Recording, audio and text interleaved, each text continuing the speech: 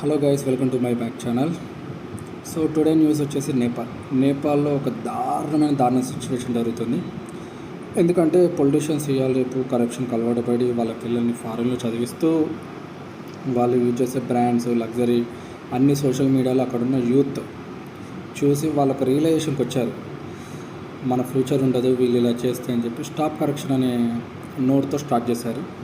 So stop corruption అనేది social media బాగా trend అయిపోవడం వల్ల నేపాల్ అక్కడున్న సోషల్ యాప్స్ అన్నీ క్లోజ్ చేసేసి, అన్నీ బ్యాన్ చేసేసి, అప్పుడు వాళ్ళు రోడ్డు మీదకి వచ్చి సభలు పెట్టడము, మైక్లో డిస్కస్ చేయడం, ప్రజలకు అవేర్నెస్ బాగా తీసుకొచ్చారు ఈ జెన్జీ కిడ్స్ అందరు.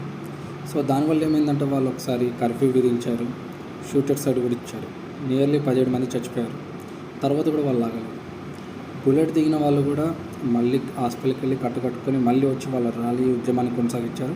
అండ్ ఫైనల్లీ ఇది హ్యాపెన్స్. ఒక్కసారి మీరు వీడియో చూడండి, మీకే తెలుస్తుంది.